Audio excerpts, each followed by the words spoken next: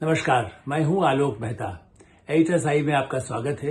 हमारा अनुरोध है कि आप एडिटर्स आई देखें, लाइक करें, सब्सक्राइब करें, मित्रों को, ग्रुप्स को फॉरवर्ड करें और उनसे भी आग्रह करें कि वे भी सब्सक्राइब करें ताकि अधिकाधिक दर्शकों तक हमारी बात नियमित रूप से पहुंचे और उनकी तथा आपकी राय भी हम तक पहुंच सके। जम्मू कश्मीर में फिर से अजगर की तरह कोई दिखाई दे रहा है। सांप तो कहना ठीक नहीं है और हम किसी व्यक्ति की बात नहीं कर रहे हैं, उस प्रवृत्ति की बात कर रहे हैं। अजगर जो है वो अपनी हरकत से बाज नहीं आता है। जो उसे करना है ड्रैगन, इसीलिए तो चीन का चिन्ह है कि भाई वो ड्रैगन। चीन जो है कभी अपनी स्थिति बदलता नहीं है, कुछ बीच में वो कर सकता है। और गिरगिट की तरह रंग बदलने वाले नेता भी होते हैं जो रंग बदलते हैं, बड़ा ही कहावत भारत में चलती है। तो ऐसे ही अब्दुल्ला परिवार, उमर अब्दुल्ला मुख्यमंत्री तो बन गए, लेकिन विधानसभा के सत्र में आते ही नेशनल कॉन्फ्रेंस की तरफ से उन्होंने भारत विरोधी ही प्रस्ताव पास कराने की कोशिश की है।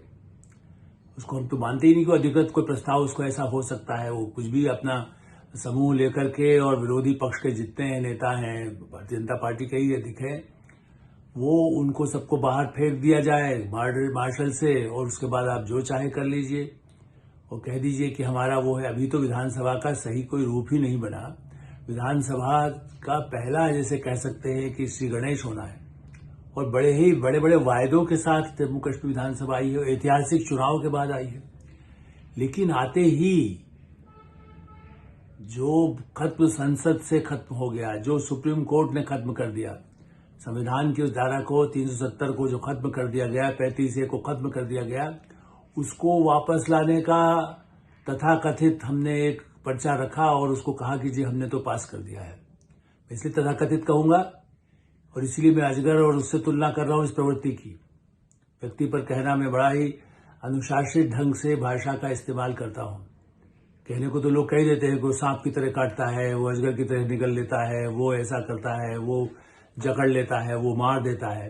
लेकिन लोकतांत्रिक परंपरा में एक चुने हुए मुख्यमंत्री उमर अब्दुल्ला खुल के बोल रहे हैं, कहे कि नहीं हमने तो जो है हम अपनी बात पहुंचाने का यही तरीका है। बात पहुंचाने का तरीका कल्याण वोट पूरे चुनाव के समय में जनता का जहां जहां लोग गए, लोगों ने कहा हमारा प्रतिनिधि चुनने के लिए हम कर रहे हैं। 370 वो जिनको नहीं समझती हो कि भाई स्टेट का हमें फिर से मिलना चाहिए, इसलिए 370 कहा गया। जैसे कहा संविधान बदल देंगे, संविधान खत्म कर देंगे, वो जैसे राहुल गांधी ने किया था, ऐसे ही जम्मू कश्मीर में लोगों को भ्रमित किया गया। लेकिन जितने ही मीडिया, चाहे वो कितना ही भारत पर जैसे कह सकते हैं कि अपने स्थानीय स्वायत्तता पर जोर देने वाले लोग हों, अपनी पहचान, अपने धर्म की बात करने वाले लोग हों, उनका सबसे बड़ा लक्ष्य क्या कि हमारा प्रतिनिधि आएगा। क्योंकि केंद्र शासित प्रदेश होने से यदि चुना हुआ विधायक नहीं होगा तो कई चीजें अधिकारियों के बल पर नहीं होती। इससे तो हम भी, आप भी सहमत होंगे। लेकिन 370 वापस लाने का प्रस्ताव कैसे किया जा सकता है?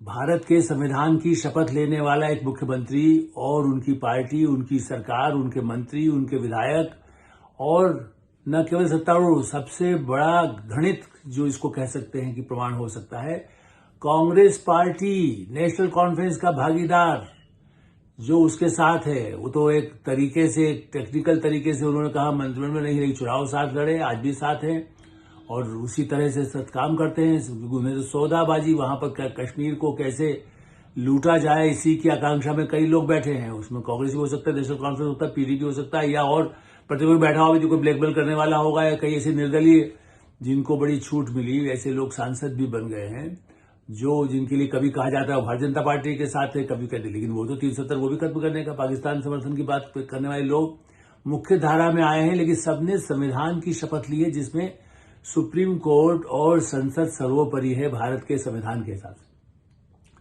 विधानसभा को अधिकार है अपनी मांग रखने के लिए। विशेष पैकेज का दर्जे पर किसको आपत्ति हो सकती है? बिहार में भी पास किया हुआ है और राज्य भी कहते हैं हमें विशेष दर्जा दिया जाए। दक्षिण भारत के राज्य हैं, कई छोटे नए राज्य हैं। हाँ, आंध्र प्रदेश है, चंद्रबाबू नायडू आज से नहीं, अटल बिहारी वाजपेयी की गठबंधन में तब से वो प्रस्ताव इसके बारे में बात करते हैं। तेलंगाना भी कहता है कि हमें कर दें, या कोई छत्तीसगढ़ बना हो तो वो भी कहेगा हमारे आदिवासी इलाकों के लिए। झारखंड में चुनाव है, वहां भी कह सकते हैं। विशेष पैकेज मिले, विशेष सुविधाएं मिले, जनता को अधिकाधिक लाभ मिले, इसलिए लोकतंत्र के चुनाव और सरकार चुनी जाती है। लेकिन ये बड़ा पाप, ये अब्दुल्ला, देखिए वही फारूक अब्दुल्ला नहीं, शेख अब्दुल्ला की याद में पहले भी कह चुका हूं, इसे आज इसको याद दिलाना आवश्यक हो गया है।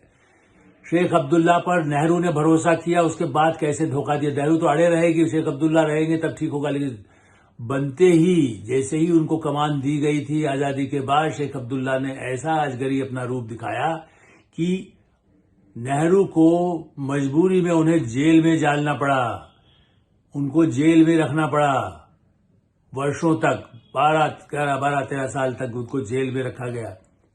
ये तो परंपरा है भारत के लोकतंत्र की कि आप भारत के खिलाफ करेंगे। और मैं इसलिए आज प्रधानमंत्री नरेंद्र मोदी और गृहमंत्री अमित शाह है, लेकिन नेहरू के समय में क्या किया गया था उनको, और उसके बाद फिर रियायत हुई। इंदिरा गांधी ने भी छोड़ा, इंदिरा गांधी ने बात किया, यहां सप्रू हाउस में सम्मान हुआ, इंदिरा गांधी भी आई और अब्दुल्ला भी आए और समझौता रहा। लेकिन उसके बाद भी फिर वही तरीका, फिर उनके बाद ऐसे ही इंदिरा गांधी को भी उनको गिरफ्तार करके रखना पड़ा था, फिर बाद में जाकर उनको छोड़ा गया। फिर तो 77 में तो अलग ही हो गई, इंदिरा गांधी सत्ता से हट गई थी, बाद में वो खुद ही शेख अब्दुल्ला नहीं रहे। तो फारूक अब्दुल्ला ऊपर से रूप बदल, गिरगिट की तरह से अब्दुल्ला परिवार रंग बदलता है। सत्ता पाने के लिए साथ होता है कि भाई ठीक है हम आएंगे, हम कुछ नहीं करेंगे, हम काटेंगे नहीं, हम जहर नहीं उगलेंगे। और जब आते हैं तो जहर का ऐसा फव्वारा छोड़ते हैं जो पूरी दुनिया में इस जहर का लोग असर दिखाई देता है। नहीं, जम्मू कश्मीर में तो कुछ है, जो एक तरफ पाकिस्तान जो जिस हिस्से पर कब्जा कर रखा है उसकी मांग का प्रस्ताव पास नहीं कर रहे, एक बार और कर देते। नहीं, उसके सदस्य हमारे मौजूद हैं, वो सब आएंगे, उनको लाया जाए, उस प्रस्ताव पास करे कि नहीं करिए, उस कश्मीर को लाने का पूरा प्रस्ताव पास करके कहे कि किसी भी तरह से भारत सरकार उसको वापस हमारा हिस्सा बनाए, ये प्रस्ताव पास करे, उसको कौन मना करेगा। चाहे वो पहले से पास है, इसके लिए विधानसभा में स्थान है, संसद में, लोकसभा में स्थान है। लेकिन सवाल ये है कि ये जो प्रवृत्ति है लूट की, ये ब्लैकमेलिंग की प्रवृत्ति है, क्योंकि उसका कोई माने तो है नहीं। सुप्रीम कोर्ट जिसे फेंक चुका है, रद्द कर चुका है, संसद जिसे बिल्कुल बहुमत से, भारी बहुमत से जितना आवश्यक है संविधान बदलने के लिए वो सब कर चुका है। और पूरा देश, मैं तो ये दावा करता हूं, देश की कोई भी विधानसभा ऐसा बात का इसका समर्थन नहीं करती कि कश्मीर को वैसा 370 मतलब क्या, वैसा सब कुछ चुनाव इतने शांतिपूर्ण हुए, वहां 2-2 करोड़ पर्यटक जा रहे हैं चुनाव से पहले भी। पिछले 5 और 10 वर्षों में जिस तरह से उसकी दिशा बदली, 5 वर्ष तो चुनाव उसके पहले थे तो फिर भी झगड़े टंटे होते रहे, चाहे महबूबा मुफ्ती रही और चुनाव में महबूबा अलग लगी, लेकिन आज तो दोनों का एजेंडा यही है, वापस ले आओ बने 6 साल का चुनाव हो, हमारा अलग चिन्ह हो, लाल चौक पे दूसरा झंडा हमारा फहरा दें। ये प्रवृत्ति कल से कोई दूसरा राज्य ही कहने लगे। मुझे इस बात को सुनकर इसलिए चिंता हुई कि कल बिहार में आज से 2 महीने बाद, 4 महीने बाद जब चुनाव होगा या अगले साल चुनाव होगा, तो कल वो प्रस्ताव पास कर दे कि नहीं झारखंड हमको वापस, हमको झारखंड में तो सारा माइंस है, हमारा धंधा, यहाँ तो आर्थिक स्थिति हमारी कमजोर है, जो झारखंड अलग हुआ है वो हमें मिला दीजिए। वैसे आरजेडी लालू यादव की पार्टी इस गठबंधन में जेएमएम के साथ, झारखंड मुक्ति मोर्चा और कांग्रेस के साथ चुनाव लड़ने की बात कर रही है। लेकिन यदि मान लो उनका ही बल चले, अभी तो मजबूरी है, वहां झारखंड में उनका कुछ खास है नहीं, लालू यादव का जेल जरूर उनकी यादें वहां की है। लेकिन कल ये सोचिए कांग्रेस के बनाई गई हुई राज्य हो, बने कांग्रेस ने क्या बनाई, संसद ने बनाई, तय किया कि भाई बड़े बड़े प्रदेश हैं और आदिवासियों के हितों की रक्षा नहीं हो रही है, या उत्तराखंड पर्वतीय क्षेत्र, उत्तर प्रदेश की लखनऊ की राजधानी से दूर दराज के हिमालय के उत्तराखंड के लोग कहां, कल वो पास कर दे, उत्तर प्रदेश कहे कि नहीं ये पर्वतारोहण केदारनाथ बद्रीनाथ तो हमारा कभी हिस्सा रहा है, हम तो इसको नहीं मानते, इसको बदल दीजिए, हम तो प्रस्ताव पास करते हैं, वापस ले दीजिए हमको। ये इसलिए उसे उदाहरण दे रहा हूं, तेलंगाना, आंध्र प्रदेश कल से कहने लगे तेलंगाना कैसे अलग हो गया, हमें चाहिए वापस। तो जो संसद ने पारित किया, जो सुप्रीम कोर्ट ने जिसे स्वीकार किया, जिन कानूनों को भारत के संविधान में लिखा गया है और जिस संविधान की शपथ लेकर के पूरी जम्मू कश्मीर विधानसभा के सदस्य और सरकार ने शपथ ली है, राज्यपाल ने शपथ दिलाई है, और ऐसी स्थिति में ये कहना कि हम वही 370 के लिए हम तो मांग प्रस्ताव पास करके, और चूंकि दुनिया में फिर उसके बाद जाएंगे, कहेंगे हम तो महबूबा मुफ्ती उसी हमेशा रहती है, उनके कई समर्थक ऐसे, जाइए हम तो यूनाइटेड नेशन में जाकर कहेंगे देखिए हमने प्रस्ताव पास कर दिया, जिसके लिए इतने 75 वर्षों में जिसे देने की कोई बात ही नहीं, जिसके लिए कोई जनमत संग्रह से बड़ा जनमत संग्रह, इससे बड़ा चुनाव क्या होता है, जनमत संग्रह तो कुछ होता नहीं है। ये जितना ऐतिहासिक चुनाव हुआ है इस बार, उससे पहले पंचायत के चुनाव हुए हैं, स्थानीय चुनाव हुए हैं, और वर्षों में पहले 20% होता था, यहां तो 70-80% मतदान हुआ है। तो इसलिए ये, और वो मतदान इसलिए हुआ है विकास के लिए, प्रगति के लिए, खुशहाली के लिए, शिक्षा के लिए, स्वास्थ्य के लिए, योजनाओं के लिए, बड़े इन्वेस्टमेंट आने के लिए, उद्योगों के लिए, जो उद्योग पहाड़ में लग सकते हैं, हिमालय में लग सकते हैं, पर्यटन के सबसे बड़े विस्तार के लिए, होटल्स के लिए कैसे बने, उसमें कैसे इन्वेस्टमेंट आए, भारत सरकार का पैसा उसमें हो, चूंकि पहला जो लिया गया वो तो लूटा ही गया, वो केस खत्म नहीं हुए हैं। तो या तो ये दबाव की प्रैक्टिस है कि अब्दुल्ला परिवार पर जो नाम पिछले घोटाले हुए, वो यदि उसकी जो गति धीमी रही है, अदालत में भी उनको जेल अरविंद केजरीवाल जी की तरह रहना नहीं पड़ा है 6 महीने, वरना सरकार की उदारता थी, एजेंसियों की और अदालत की भी थोड़ी उदारता है लोकतंत्र के नाम पर, वरना जिन पर 100 करोड़ से ज्यादा कहते कि 100 करोड़ को मैं तो मानता हूं अरबों, जितने समय अब्दुल्ला परिवार सत्ता में रहा है उस समय लूटमार और उस समय भ्रष्टाचार, लूटमार उस माने में, और आतंकवाद की गतिविधियां बढ़ी हैं। तो ये कहेंगे भाई वापस 370 और आतंकवादी गतिविधियां होने दीजिए, हमारा अधिकार है, कोई धर्म के नाम पे कर रहा है, कोई पाकिस्तान से पैसे लेके कर रहा है, कोई विदेशी फंडिंग से। फारूक अब्दुल्ला भारत में कितने रहते थे, कोई उनका पासपोर्ट का रिकॉर्ड निकाल के देखे। खुद जम्मू कश्मीर विधानसभा में प्रस्ताव पास होना चाहिए कि ये फारूक अब्दुल्ला साहब, मैं तो शेख अब्दुल्ला की बात नहीं करता, वो तो जेल में ही ज्यादा दिन बिताए उन्होंने, लेकिन फारूक अब्दुल्ला यहां करोड़ों अरबों रुपए की संपत्ति होते हुए विदेश में इतने दिन कैसे रहते थे, कौन उनका खर्चा उठाता था, कहां से पैसा उतना रहा है। जितने महाराजा कर्ण सिंह जो रसली राजा रहे और जो देश के सर्वोच्च नेता रहे, उन्होंने कभी उस तरह से इतना समय विदेश में नहीं रहे हैं। वो जबकि वो राजदूत भी बने थे, कुछ समय रह करके वापस आ गए। उनको भारत से ही प्यार है, उनका जन्म फ्रांस में हुआ लेकिन उनको भारत से प्यार है। वो कभी भी फ्रांस में जाके या ब्रिटेन में जाकर के या अमेरिका में जाकर रह सकते थे, लेकिन नहीं, वो कैसे जाएंगे, वो क्यों जाएंगे। वो कश्मीर का उनका परिवार, उनका बड़ा लंबा इतिहास रहा है। तो मेरा ऐसा मानना है कि जो विदेश में जाके अपना पैसा छुपा के रख लिया, नहीं रख लिया, आरोप वो तो जांच ईडी करे, सीबीआई करे, उधार हमारी सरकारें रही हैं। कभी कांग्रेस के साथ वो समझौता कर लेते हैं, कभी बीजेपी के साथ कर लेते हैं, कभी अटल बिहारी वाजपेयी की सरकार में आ जाते हैं, कभी नरेंद्र मोदी के सामने हाथ जोड़ने खड़े हो जाते हैं। और प्रधानमंत्री नरेंद्र मोदी ने आज भी सार्वजनिक सभाओं में घोषणा की है कि ये किसी भी कोई ऐसा सपना न देखे, न 370 कभी वापस होगा, न 35 से वापस होगा। जम्मू कश्मीर भारत का अभिन्न हिस्सा है। पाक अधिकृत कश्मीर भी, वो कहते हैं, इसके पहले भी कहते रहे, वो हमारा हिस्सा है, वो हमें मिलना है। वहां के लोगों के साथ जुल्म हो रहा है, हम उनके हितों की रक्षा करना चाहते हैं, और जब कोई ऐसा संकट होता है तो उनके साथ होते हैं।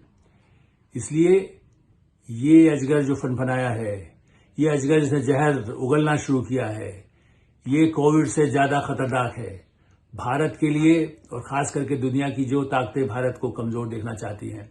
जिसने जिस तरह से बांग्लादेश में गड़बड़ करने की कोशिश की, वो जो विदेशी ताकतें हैं, क्या जम्मू कश्मीर को फिर से विदेशी ताकतों के उसको प्रभावित करके वहां की जनता को कष्ट में डालना है।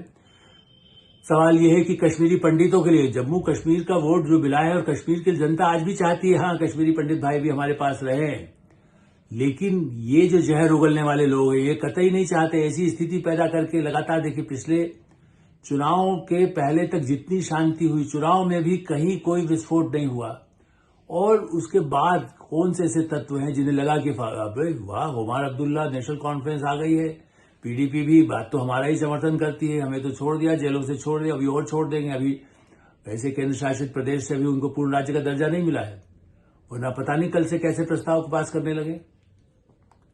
मुझे लगता है कि इसको प्रारंभ में ही, जैसे सांप को कुचला जाता है किसी ऐसे कदम को, सांप के कदम को, मैं फिर से कह रहा हूं, व्यक्ति का कदम नहीं होता, सरकार का कदम होता है।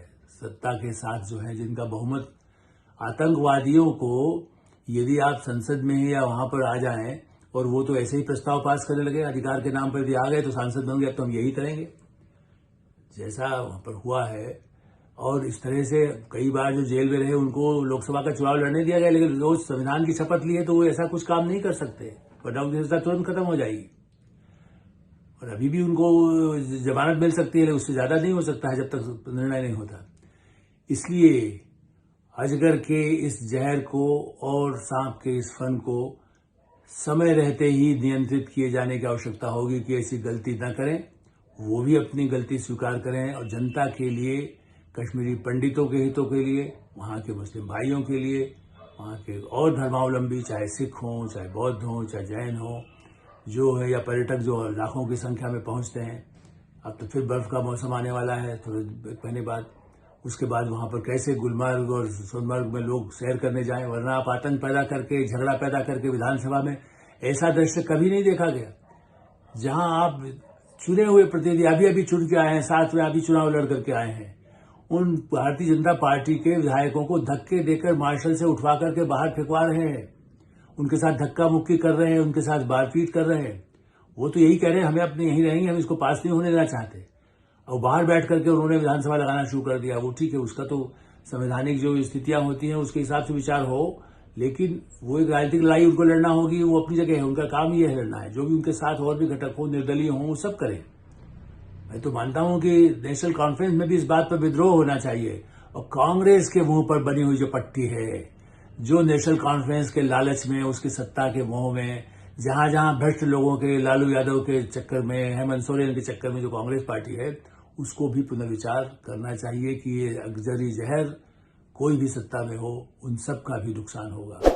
एटोसाइड में हम यही विराम देते हैं। आप एटोसाइड देखते रहें, लाइक करें, सब्सक्राइब करें, मित्रों को, ग्रुप्स को फॉरवर्ड करें, और आपकी जो राय है उससे हमें अवश्य अवगत कराएं। धन्यवाद, नमस्कार।